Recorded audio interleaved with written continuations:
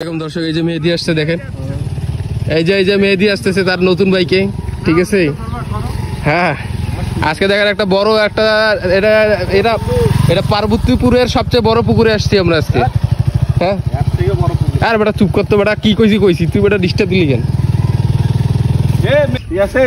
যাই হোক একটা স্বপ্ন পূরণ হয়েছে। দুবাই যাবে না তো? দুবাই না, ওয়াও রিফ্রেশমেন্ট জাস্ট এখানে। ভাই এই পুকুরটা তো আপনার, ভাই পুকুরটা কত বিঘা? 12 বিঘা পুকুর। হ্যাঁ 12 বিঘাতে পুকুর করছে। 12 বিঘার পুকুর রয়েছে।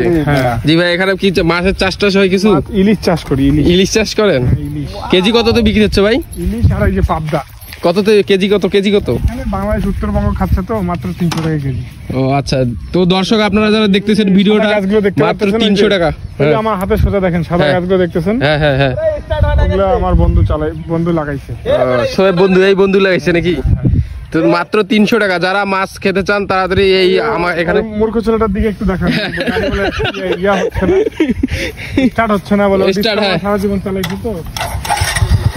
হ্যাঁ হ্যাঁ যান গাড়ি নিয়ে যান। তো দেখেন যারা 300 টাকা ইলিশ খেতে চান তারা নক দিয়ে দেন, বিলাইচন্ডির এখানে চলে আসবেন মাছ নিতে চাইলে সরাসরি। ছেলেটা পারতেছে চলাইতে।